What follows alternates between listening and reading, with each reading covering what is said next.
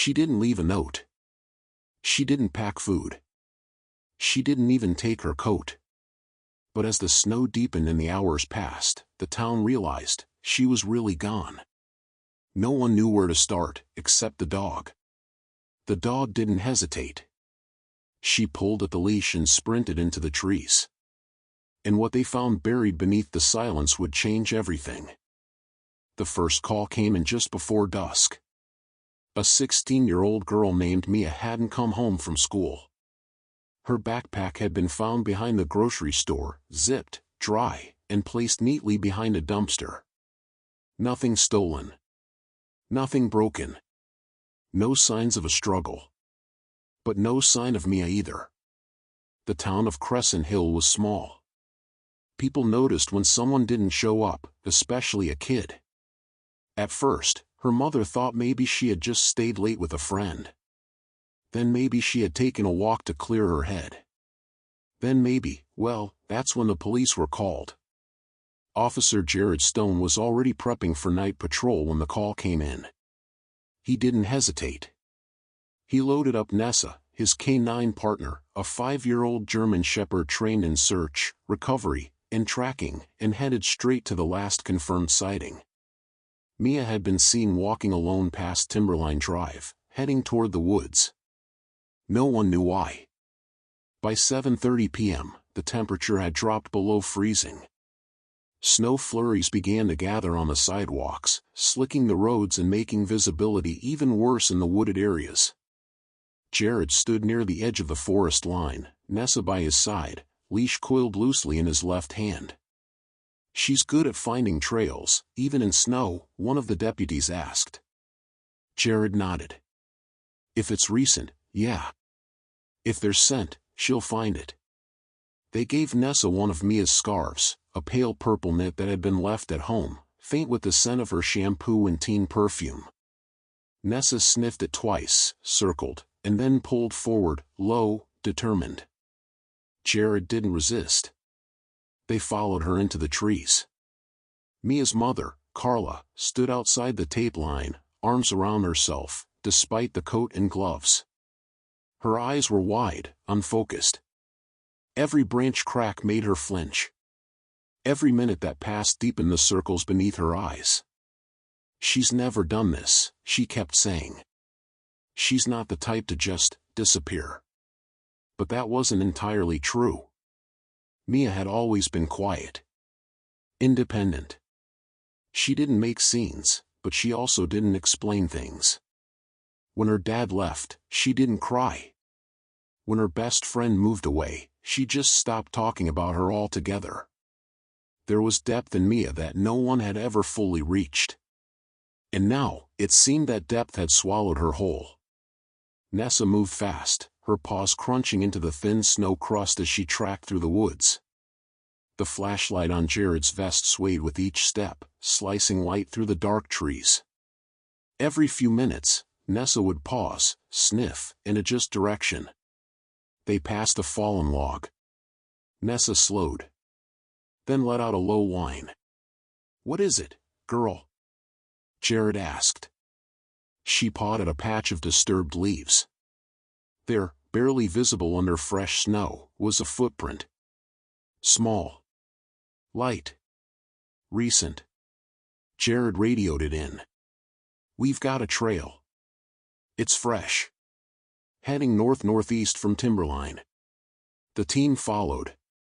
2 other officers joined behind, maintaining distance so as not to disturb Nessa's work. After nearly 40 minutes of weaving through tight trees, rocky inclines, and half-frozen streams, they came to a narrow clearing. There, at the base of a ridge, Nessa stopped cold. She didn't bark. She didn't whine. She just stared. Jared lowered his flashlight beam, and there it was. A scarf. Bright red. Half buried in snow. It was knotted on one end, as if yanked off or tied quickly. Jared crouched and picked it up with gloved hands.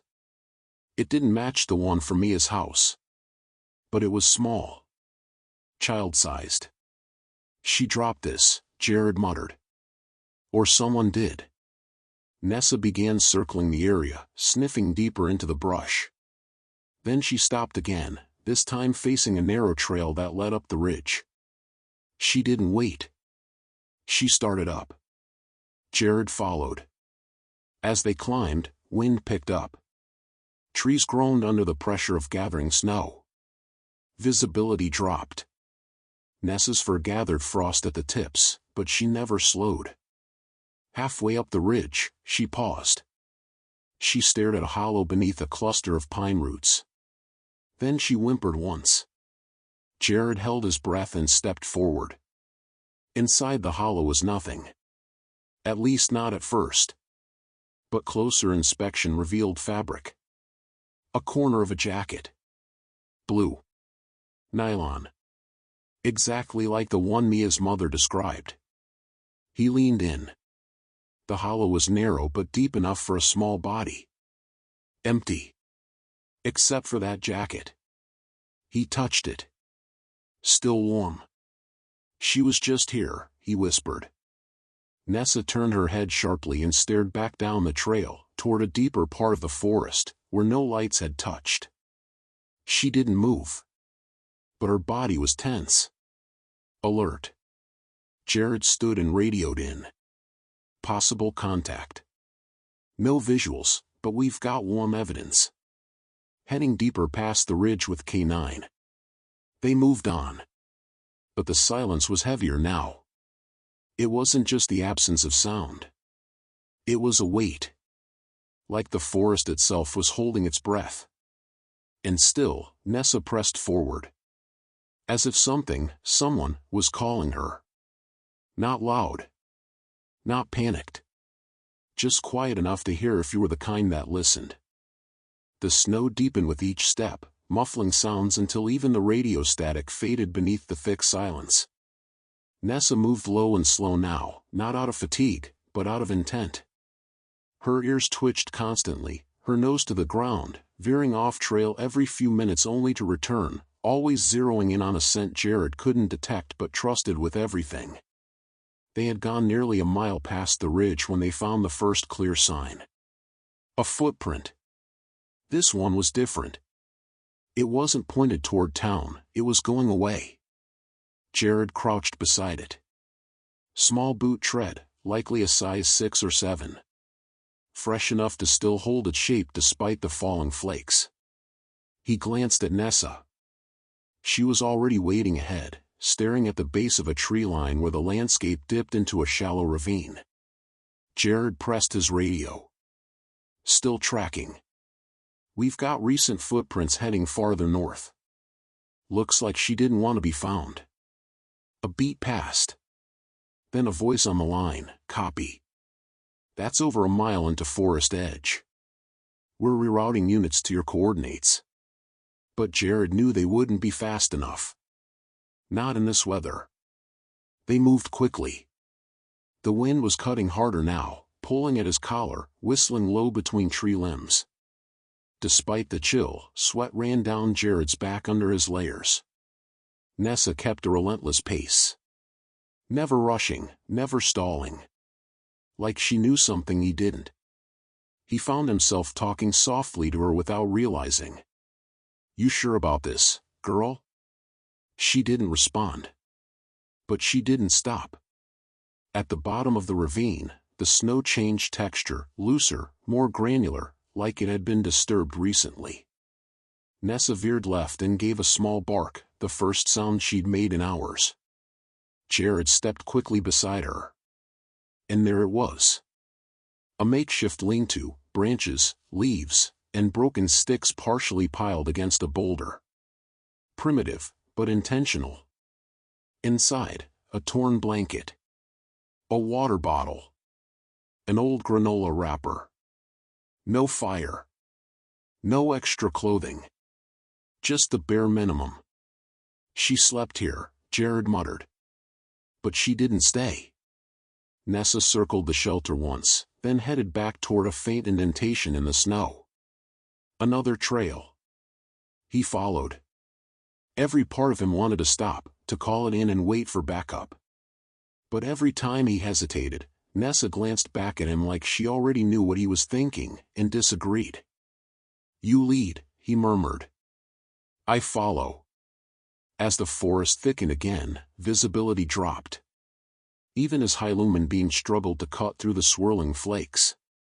Then, suddenly, Nessa froze. Her whole posture changed, head low, shoulders stiff, tail down but steady. Jared stopped. "What is it?" he whispered. She turned, stared into the darkness between two pine trunks. Jared swung his light around. At first, nothing. Then, movement. Subtle. Small. A shape crouched low, partially shielded behind a downed tree.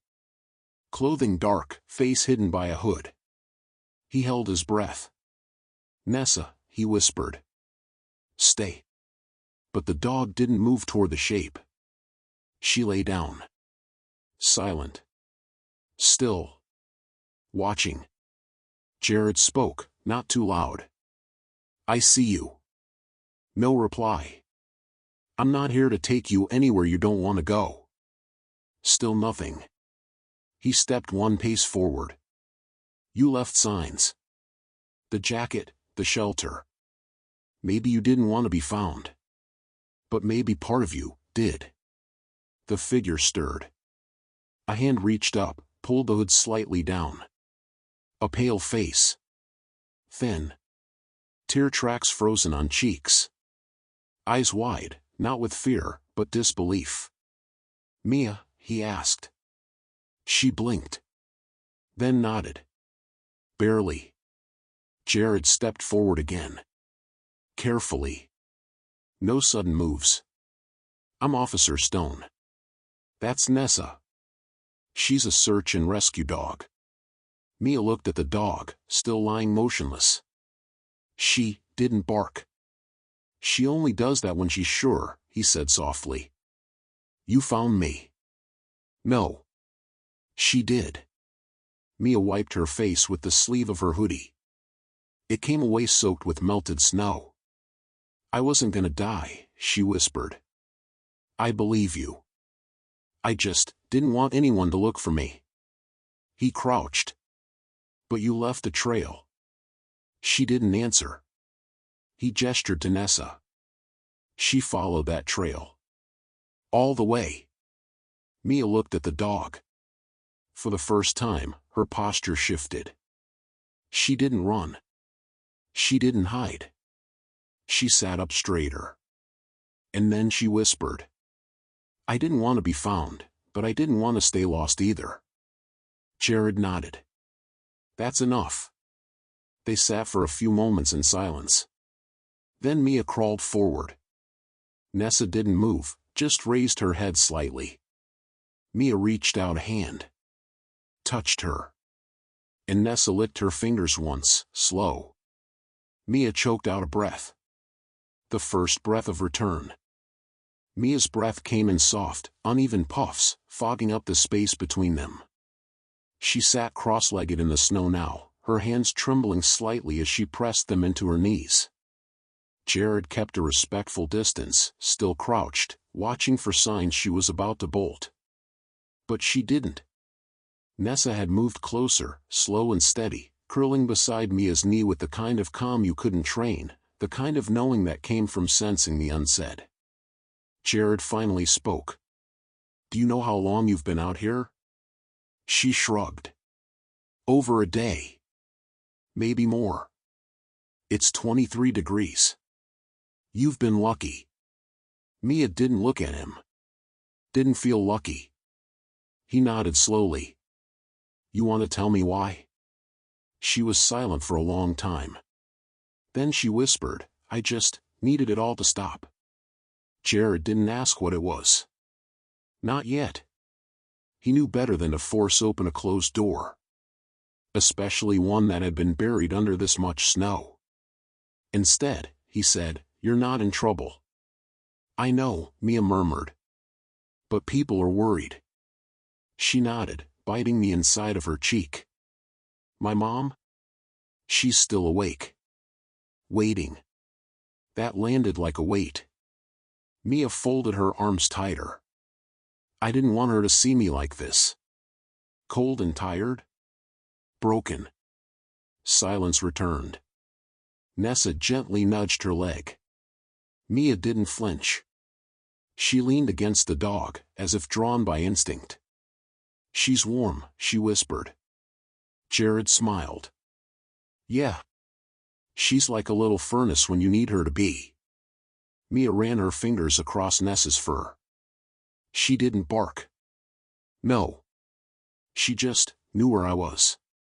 She followed you. From the scarf. The footprints. The way the forest changed. That's crazy. Jared shook his head. No. That's what they do. They listen better than we do. After a few minutes, Jared reached into his coat and pulled out a foil emergency blanket. He unfolded it slowly so it wouldn't startle her, then held it out. Mia didn't move at first. Then she reached for it. As she wrapped herself in the crinkly silver warmth, she asked, "So what happens now? You take me back?" "I'd like to," Jared said. "But only if you're ready." She frowned. "You'll just leave me here if I say no?" "No," he said calmly. "I'll stay with you.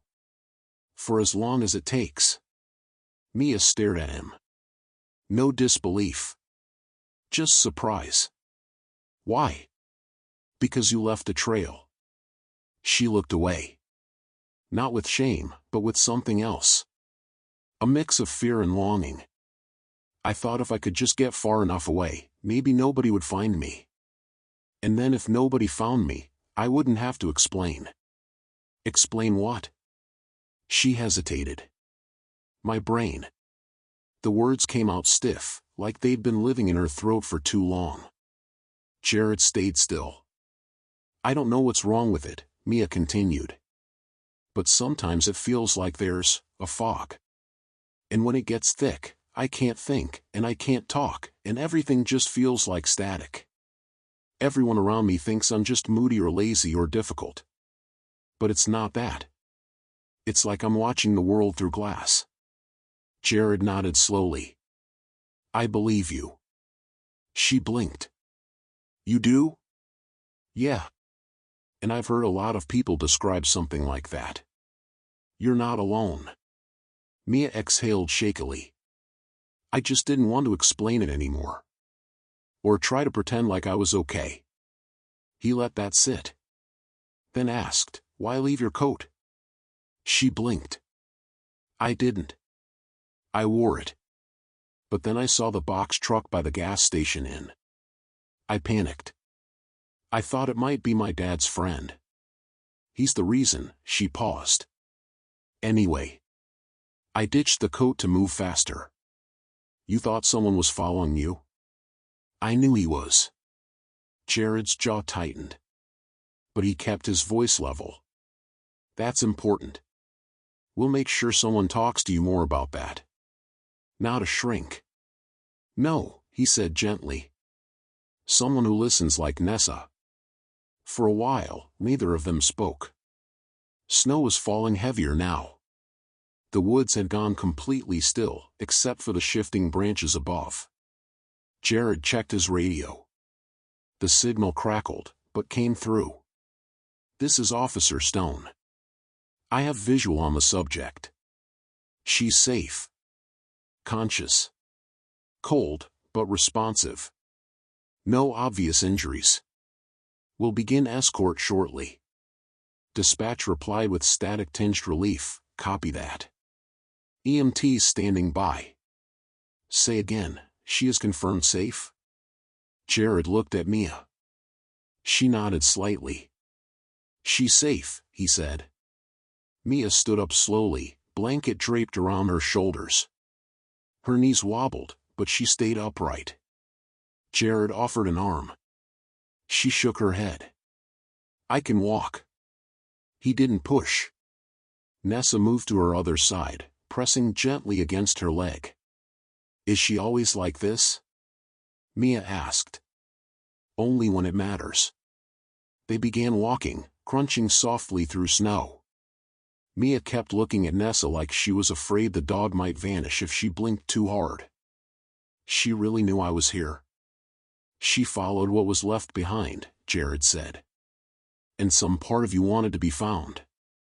Mia didn't answer. But she walked a little closer to the dog. And didn't stop. The forest looked different now. Not because the snow had changed, it still drifted slowly from the canopy above, quieting the world in a hush only the woods could hold. It looked different because Mia was seeing it while moving forward. Each step she took back toward the trailhead, away from the hollow she had built for herself, felt strange. Not scary. Not exactly safe. But strange, like her legs belonged to someone else. Jared kept pace with her, a step behind, never crowding. Nessa stayed beside Mia's knee like a tether. No leash. No command. Just presence. I didn't think I'd make it this far, Mia murmured. Jared didn't answer right away. He knew some words don't need answers, just space. Eventually, he said, "You did. That matters more than how." They climbed the ridge slowly. Mia's energy flagged, but she never asked to stop. She'd been surviving on adrenaline, the sharp edge of instinct, and something even deeper, the quiet knowledge that someone had finally come. Not just anyone. The right one. A dog who hadn't barked, hadn't lunged, hadn't even begged. Just waited. Mia glanced down at Nessa again. Has she always been like this? Like what? Like she knows what people don't say. Jared smiled. She listens better than most people do. Better than me. Jared looked at her carefully. You're still learning how to listen to yourself. They paused at the top of the ridge, overlooking the path they'd followed in. Through the trees, faint orange glows blinked, flashlights, signal lights from the search team. Mia swallowed hard. You told them I was okay? I did. And now? Now we get you warm. Then checked out. No decisions tonight. No questions you don't want. She nodded. Then her voice cracked. I don't know how to explain it all. You don't have to. But they'll ask. They might. But you get to decide what to say. What matters? She shifted her eyes to Nessa. She didn't ask anything. Jared chuckled. No. But she'll take all the pets you're willing to give. Mia's gloved hand slid along Nessa's neck again, fingers pressing softly into the thick fur. I don't think I've ever felt something this steady before. She's trained to be still. Even in chaos. Was she ever rescued? Jared paused. Sort of. She was too anxious for combat work. But she found her place in search and recovery. So she didn't fail. No, he said gently. She found where she belonged. The wind kicked up suddenly, sending snow sweeping across the ridge. Mia flinched. Jared shifted his stance, watching her expression. You okay? She took a long breath. Then nodded. It's just loud sometimes. In my head. Jared didn't respond with pity. He said, yeah. I get that. And he meant it. As they descended the ridge toward the meeting point, the sounds of voices grew louder. Let me go first, Jared offered. Just to let them know you're okay and you don't want a crowd. Mia nodded. She stood beside Nessa as Jared walked ahead into the clearing. 3 responders stood near a cruiser, EMT bag already open. Jared raised a hand and pointed back toward the trees. She's coming. No injuries. She walked herself. The lead EMT, a woman in her 50s, nodded with soft understanding. We'll give her space. Mia stepped out slowly. No lights flashed. No one rushed her. Just calm. Deliberate. Present. As she emerged fully into the open, one of the responders lowered his head respectfully. Mia's eyes scanned them all. Looking for panic. Looking for judgment. Finding none. Then she saw her mother. Wrapped in a parka, eyes red, standing motionless just behind the responders. Mia's breath caught. Carla took a small step forward, then stopped. As if asking with her body, "May I?" Mia didn't speak. She just took one step forward. And nodded once. Her mother came fast then, not running, but not slow either, and wrapped her daughter in the gentlest hug. No questions. Just trembling arms and soft sobs. Nessa sat nearby, watching it all unfold.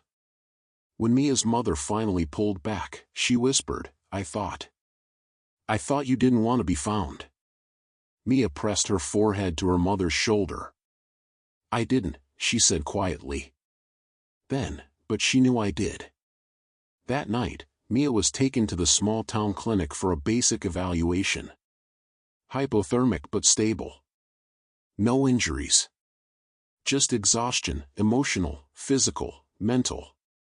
The doctor said it was a miracle she hadn't fallen unconscious out there. Jared just nodded. But he knew better. It wasn't a miracle. It was instinct. And a whisper heard by the only one quiet enough to catch it.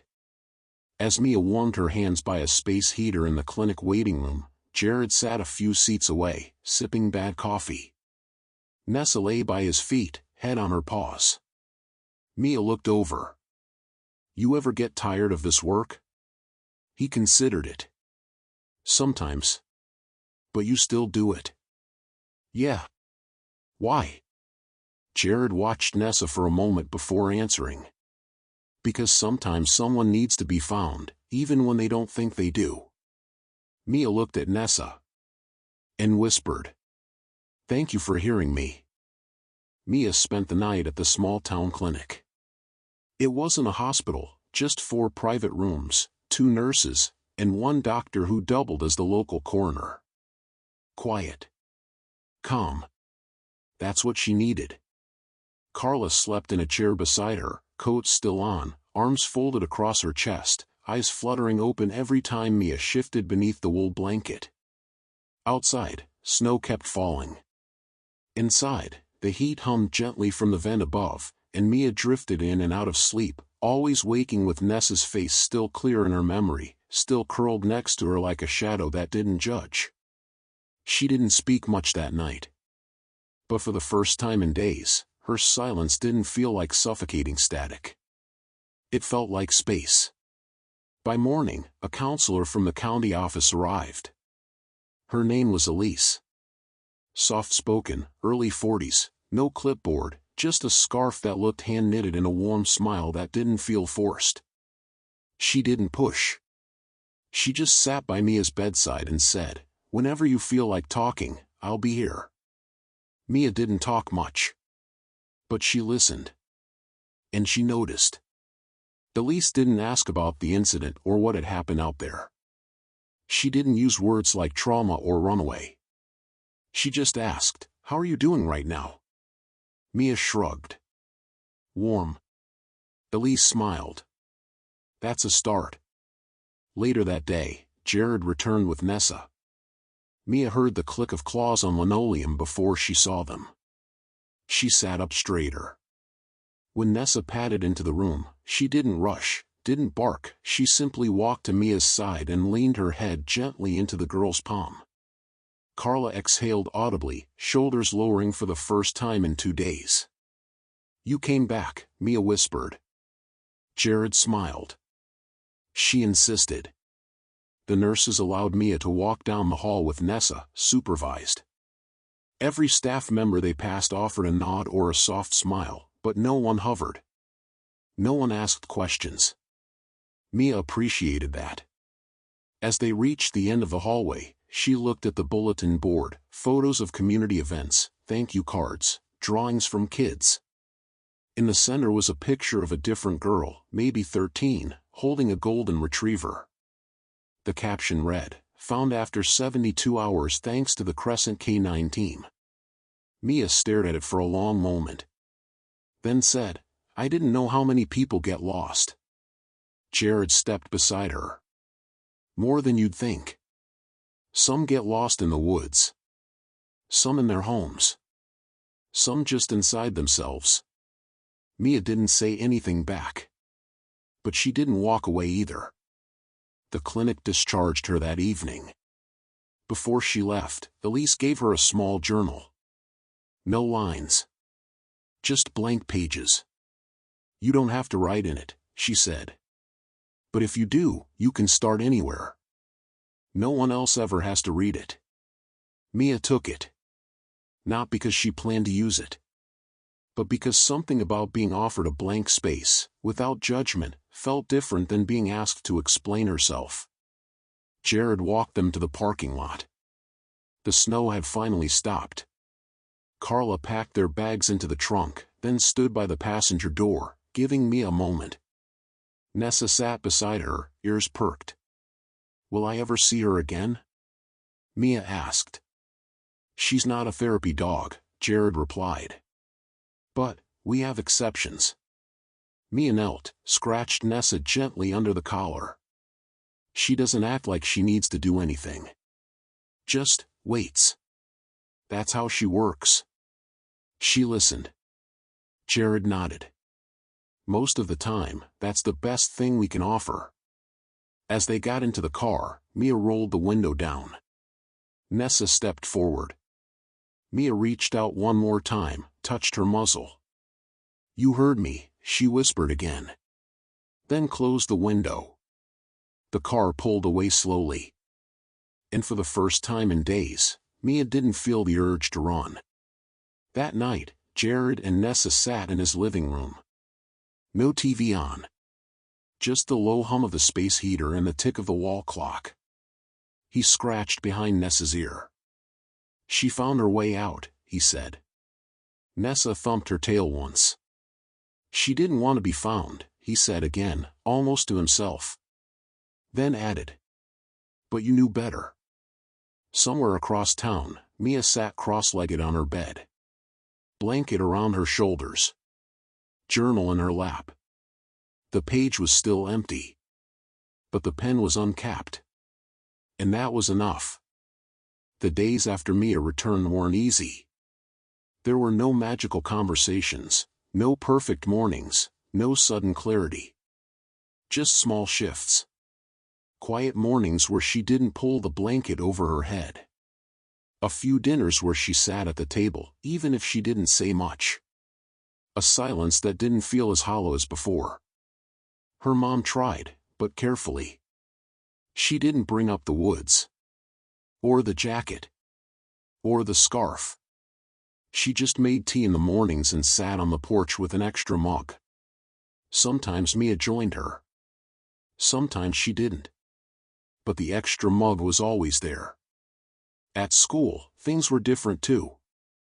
Not because the story spread, no one knew the full details, and no one dared ask, but because something about Mia had changed. She didn't walk with her head down anymore. She didn't speak much, but when she did, her voice didn't shake. People noticed. Her English teacher offered a writing project. Mia declined. But 2 days later, she turned in a story anyway. It was fiction, but Jared would have known the truth beneath the lines. A girl alone in a forest, followed only by the sound of breathing that wasn't her own. A dog that didn't bark. A trail that wasn't supposed to be a trail. Jared read the story weeks later when the teacher forwarded it to him with a note, "I think your partner inspired something." He read it twice. Then scratched Nessa's ears and said, "Looks like someone's telling the story better than I ever could." Nessa thumped her tail once, always silent, always listening. Mia visited the ranger station 3 weeks later. It wasn't planned. She didn't call ahead. She just walked the half-mile stretch from town, hoodie zipped to her chin, notebook under her arm. Jared was washing the cruiser. He spotted her before she made it to the gate. "She's not here today," he said, drying his hands. Mia shrugged. "That's okay. He let her inside anyway. Showed her Nessa's favorite resting corner. The chew toy shaped like a duck. The couch she wasn't technically allowed on but ruled anyway. Mia sat there, pulled out her notebook. "This is kind of weird," she said. Jared shook his head. "Not at all." She read him a few lines from a new story. This one wasn't about a girl being lost. It was about someone finding others, not with maps or shouts, but with patience. With stillness. With the willingness to wait in the dark until someone was ready to step into the light. Jared listened all the way through. No comments. No corrections. Just like Nessa would have. When she finished, he asked, "Do you want to meet some of the other handlers?" Mia hesitated. Then said, "Not yet." Jared nodded. "No rush." She smiled. "I'm still learning how to be found." A few weeks later, she joined a weekend volunteer group helping clean the trails leading into the woods. It wasn't the same part where she'd gone missing. But it was near enough that the air felt familiar. The other volunteers didn't know her story, just that she was quiet and worked hard. One of them asked if she'd ever thought about working with animals. Mia didn't answer. But she smiled. Back at home, her relationship with her mom thawed, not dramatically, but in tiny, unspoken ways. They started walking their block together in the evenings. Sometimes they talked. Sometimes not. But on those nights, Mia started noticing things, the way the light fell across the neighbor's fence. The soft rustling of leaves. The sound of a dog barking 2 blocks over. And in those moments, she felt her heartbeat calm, not because everything was okay, but because she didn't feel lost in her own body anymore. Nessa and Jared kept working. They found 2 missing hikers during that time. Reunited a runaway teen with her foster family. Helped an elderly man with dementia make it back after he wandered into the woods. But every time Nessa passed the ridge where Mia had been found, she paused. Just long enough to remember. Then kept going. That spring, the county hosted a community safety day. K-9 units did demos for kids. Jared was hesitant to bring Nessa at first, she didn't like crowds. But when Mia heard about it, she asked if she could come. Not as a guest. As a helper. Jared agreed. Mia handed out flyers, answered questions, even demonstrated how scent cloths worked, something she'd learned just by watching. A woman asked, "Are you training to be a handler?" Mia said, "Not yet." The woman nodded. "You've got the patience for it." Jared overheard and smiled. He knew better than to say anything. But later, as he loaded the van, he said, "She was right, you know." "About what?" "You'd make a good handler." Mia didn't smile. But she said, "Maybe someday." And that was enough. Summer arrived in Crescent Hill without fanfare. The snow melted, the trails dried, and the woods began to hum with life again. Mia had started taking longer walks alone, not to run, not to escape, but just to move. She wasn't afraid of the trees anymore. She even found comfort in their stillness. One Saturday morning, she walked out to the trailhead where Jared and Nessa usually trained. She didn't ask to join, she just stood at the edge of the lot and watched from behind the fence. Jared spotted her right away. He gave her a small wave, didn't say a word. Nessa saw her too. The dog turned, ears alert, eyes focused. Then she walked over on her own. Mia waited, heart fluttering. Nessa stopped just close enough to press her head gently into Mia's palm. No commands. No leash. Just trust. After a moment, Jared approached. "You want to see something cool?" he asked. Mia nodded. He pulled out a small pouch filled with cotton swatches. Each had a faint trace of a different person's scent. He handed her one. "This is the scent cloth we'll use for today's training." "Who are we finding?" He smiled. A volunteer. Don't worry, they're safe. Just hiding. Mia nodded again. Jared held the cloth to Nessa's nose. Search. The dog took off into the trees. Mia stood beside Jared, watching. She doesn't even look back, Mia whispered. She knows the goal. They walked behind her at a distance, following the occasional rustle of leaves, broken twigs, the faint jingle of Nessa's collar tags. 10 minutes later, Nessa barked once, sharp, focused. Jared raised his hand. That's her found signal. They reached a thicket where a teenager popped out from behind a tree, grinning. She got me. Fast. Mia watched the interaction, Nessa wagging her tail, the volunteer offering praise. You can try next time, Jared said casually. Mia's eyes widened. Me? You've watched us work. You know the rhythm. You've already done the hardest part. She hesitated. I'm not ready. He nodded. That's okay. But the trail's still here when you are. The next weekend, Mia returned. Same time. Same trailhead. This time, she wore hiking boots. Jared didn't say a word, just handed her the leash. Nessa looked up at her, calm and expectant. Mia gave the dog the command Jared had taught her, search. Nessa took off again, not fast, not slow, just sure. Mia followed. She felt her heartbeat spike, not from fear, but from something else. Focus. Purpose. The volunteer was found in under 8 minutes. Mia's hands shook slightly as she knelt to praise Nessa. You did it, she whispered. Then caught herself. No. We did. Jared walked over. Looks like we've got a natural. I just followed her. He nodded. That's half the job. Mia stayed longer that day, helping with gear, watching other handlers, learning terms like air scent and trailing. For the first time in months, she didn't feel like a guest in her own life. She felt useful. One of the other handlers, a woman named Clara, offered Mia a K9 vest. It's too big, Mia said, laughing. You'll grow into it.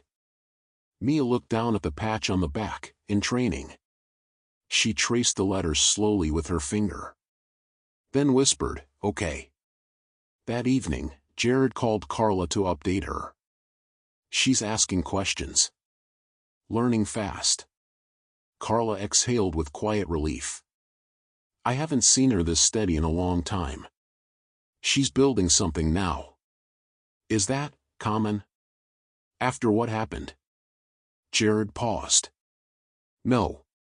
But she's not common either. A few days later, Mia returned with her own notebook, this time full of scribbles, notes, questions. She spent an hour asking about Nessa's early training. How long did it take her to trust you? Jared thought about it. She didn't have to. She just needed me to show up and not leave. Mia wrote it down.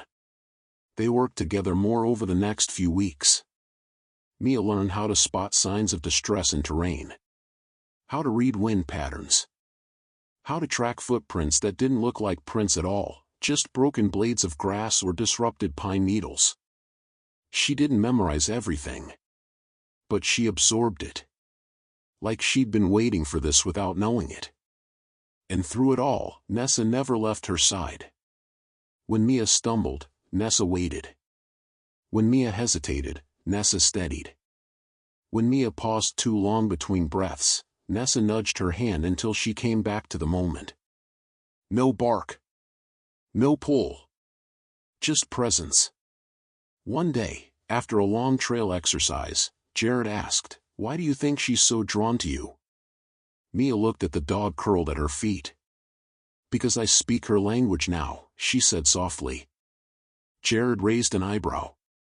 "And what's that?" Stillness. Late August in Crescent Hill meant the air turned thick with humidity and the woods buzzed with late summer insects. The forest was green again, but Mia didn't mind the heat. She liked the way the trees breathed now, alive, not looming. Jared had started including her in real training sessions. Not just demonstrations or beginner drills, full simulations with time limits, GPS tracking, communication relays, and layered scent trails. She wasn't officially certified. But the other handlers had stopped treating her like a visitor. She wasn't the girl who got lost anymore. She was Mia. One afternoon, the team ran a multi-dog drill in the northern range. A steep, rocky section where wind could confuse even the best scent dogs. Jared paired Mia with Nessa on a solo sector to test how she handled terrain challenges. Before they began, Jared handed her the radio. Channel 4. Call if you need to stop. Mia nodded, eyes steady. I won't need to. Jared grinned. You sound like me. No, she said, adjusting Nessa's vest. I sound like her. The search zone was unfamiliar, narrow gullies, thorny undergrowth, lots of noise. But Mia didn't rush. She'd learned Nessa worked best when the silence wasn't filled with pressure. Midway through, Nessa stopped cold. Mia froze, watching the dog's posture, tail level, ears forward, nose twitching fast. Then Nessa veered right, through a tight cluster of trees. Mia followed, brushing branches out of her face. What they found wasn't the volunteer they were assigned to. It was something else entirely. A tent. Half collapsed. Faded blue. It wasn't part of the drill. Mia crouched carefully. Inside were worn blankets, an empty water bottle, and a notebook with pages torn out. Recent. But abandoned. She pressed her radio. Unit 4 to base, we've found something unexpected. Small camp. Looks used. No person present. There was a pause. Then Jared's voice, copy. Sending backup. Stay where you are. But Mia didn't move because Nessa didn't. The dog stood still, gaze fixed on the tree line beyond the tent. A whisper of movement. And then, a small voice. I didn't think anyone would come here. Mia's breath caught. She turned slowly. A boy, maybe 12, stood a few feet beyond the brush, half hidden. His face was sunburned, clothes dusty, backpack hanging from one arm. Nessa didn't bark. Didn't lunge. She just lowered herself into a lying position. Safe. Non-threatening. Just like she had done for Mia. Mia swallowed hard. You're not supposed to be here, she said softly. He didn't answer. She tried again. Are you okay? A long pause. Then, I didn't want anyone to find me. Mia looked at Nessa. Then back at the boy. She knelt, not too close. I know how that feels. He stared. You do? She nodded. But I also remember what it felt like when someone showed up anyway. Another pause. The boy stepped forward, slowly. Did you run too? Not exactly, Mia said. I disappeared on purpose. Why? Mia didn't answer at first. Then she said, because I didn't know how to ask for help. The boy looked down. Then whispered, same. By the time Jared arrived, the boy was sitting beside Mia, head resting against his knees. He didn't cry. He didn't need to. He'd said enough. And Nessa had listened. At the ranger station later, they learned the boy's name was Ben. He had run from a foster group home 2 days earlier. No one had reported him missing, not yet. That landed hard. But the handlers handled it quietly. Professionally. They contacted the authorities. Arranged a safe place for Ben until proper care could be confirmed. Mia stayed with him the whole time. She didn't talk much. She didn't have to. That night, Jared called her. You okay? I think so. You weren't supposed to find anyone today. I know. Still did. Mia hesitated. Maybe you whispered loud enough. Jared paused. Maybe you just listened better than the rest of us. At home, Mia opened her old journal. The one Elise gave her. There were still blank pages. But fewer now. She wrote just one line that night. She didn't bark. She just stayed until I could speak again. Then closed the cover. 3 days later, Ben was placed with a new foster family. One that had been on the waiting list for years, people who'd filed again and again because they believed a child would come when the time was right. Mia was there when he left. He gave her his tattered backpack. I don't need it anymore. She took it. She didn't say goodbye. Just, see you when you're ready. Later that evening, Mia sat beside Nessa at the ranger station porch.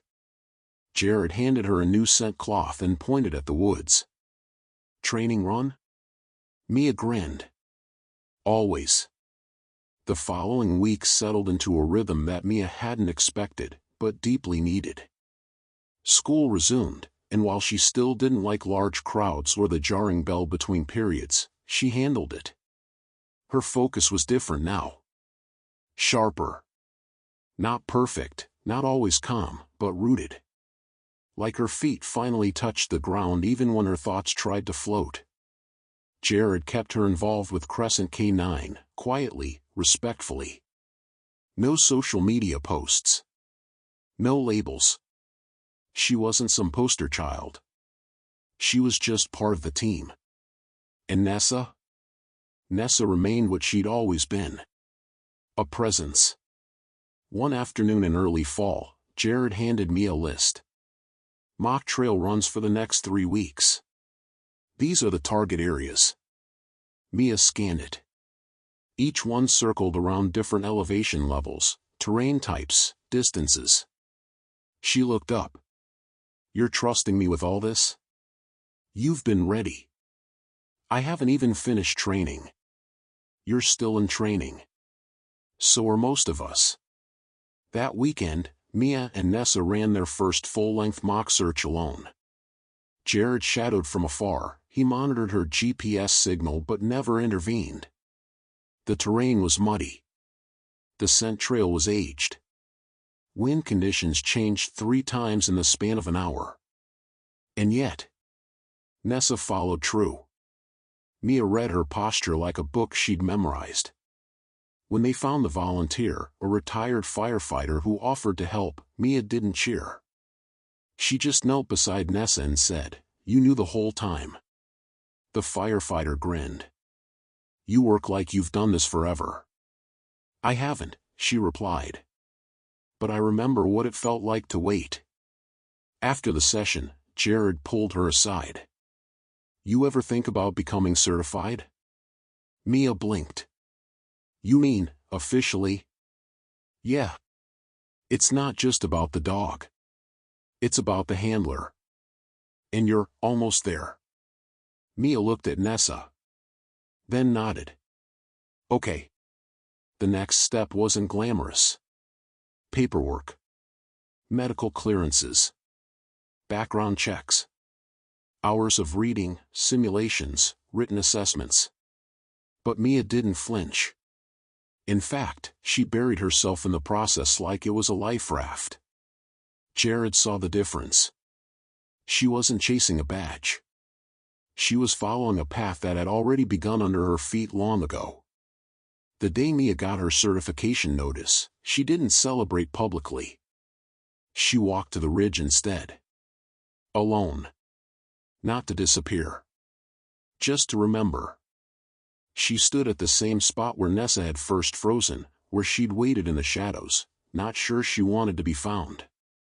She whispered aloud, "You heard me." The wind shifted slightly.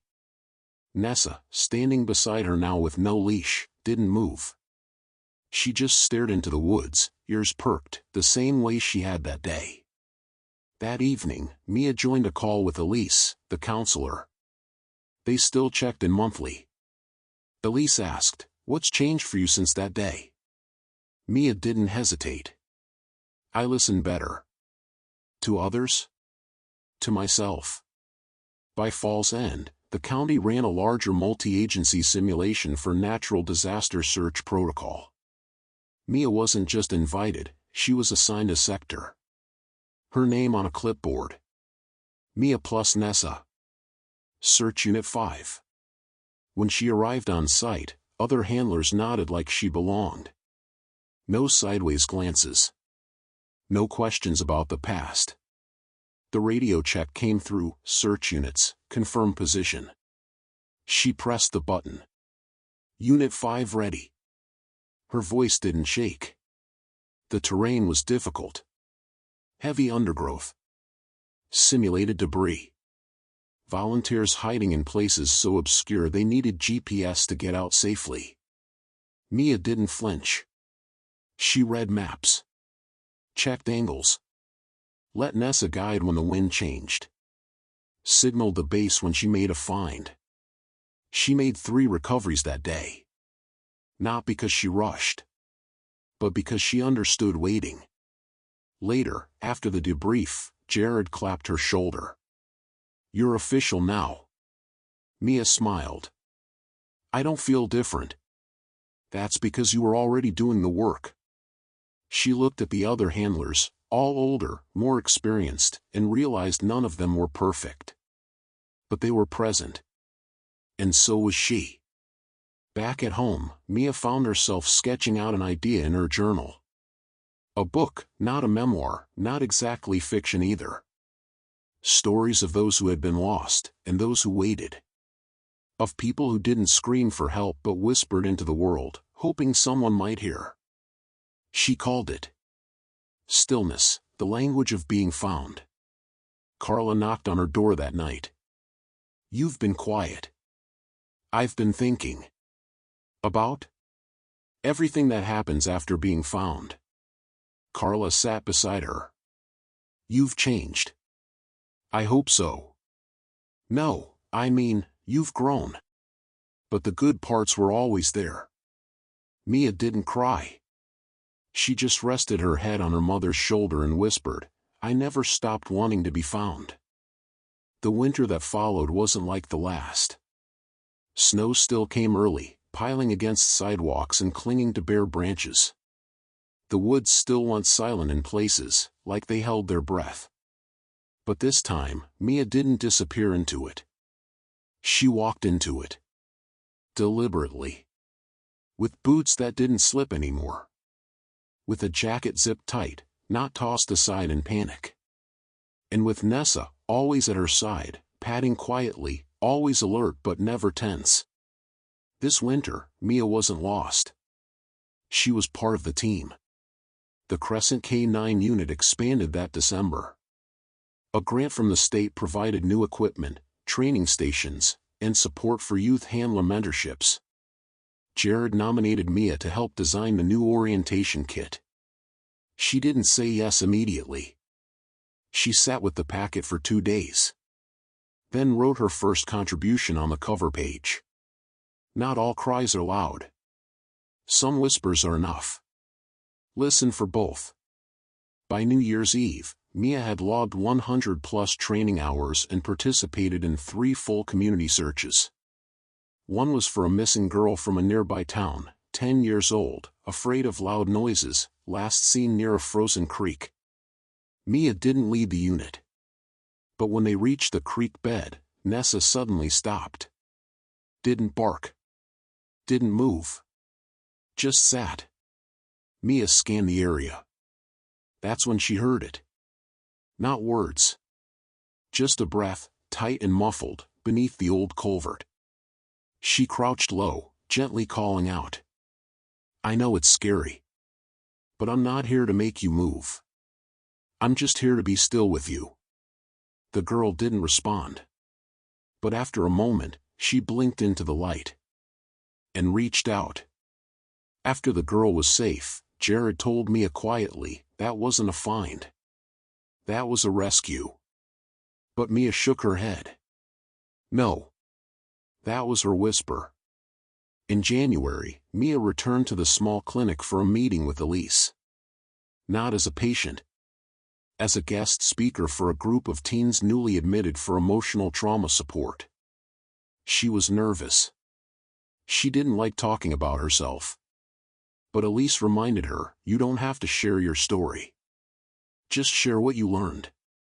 So she did. She walked into the small room, looked at the quiet circle of kids, some hugging blankets, some with their arms crossed, and said, I used to think being found meant someone yelling your name until you came out of hiding. But sometimes it's just a dog sitting beside you until the storm inside gets quieter. They listened. And they understood. Because Mia no longer spoke from the middle of the pain. She spoke from the path that led out of it. Later that night, she wrote in her journal, I never needed someone to save me. I needed someone to wait with me while I figured out how to come back. By spring, Nessa was due for retirement. Jared had started training a younger shepherd, Rory, energetic and smart, but not quite Nessa. Mia was there for every step. You sure you're ready for another one? Jared asked her. She grinned. You sure you are? He laughed. Point taken. Nessa remained in service part-time, but everyone knew she preferred quiet nights now. Mia started visiting her even when there weren't drills, just to sit beside her in the sun, scratching behind her ears, remembering. You changed me, Mia whispered one afternoon. Nessa didn't respond. But her eyes said it all. One summer evening, Crescent Hill hosted a recognition ceremony for the K-9 team. Jared received a 10-year commendation. Clara got certified in avalanche work. And Mia? She received her official field badge. When they called her name, she stood slowly. The crowd was modest, handlers, EMTs, park rangers, but every clap felt full. She didn't say much when she took the stage. Just held the badge and said, This isn't for me. It's for anyone who ever whispered instead of screamed. Then she stepped back down. Nessa waited at the edge of the crowd. Like always. Some weeks later, Mia found herself at the edge of another trail, this time with Rory, the younger dog, still learning how to read the forest. She wasn't replacing Nessa. Just continuing the work. She knelt beside Rory, adjusted the harness, and said softly, You're not her. But I don't need you to be. I just need you to listen. Rory tilted his head. Then barked once. Eager. Curious. Ready. Mia smiled. Good, she whispered. Let's begin. The wind shifted. The trees rustled. And somewhere, not far off the trail, a whisper waited to be heard. But now there was someone trained to hear it. Someone who once whispered too. Someone who never forgot what silence meant. And who knew, without a doubt, that not every lost person was trying to stay hidden. Some were just waiting for someone to sit beside them. Until they could walk back on their own.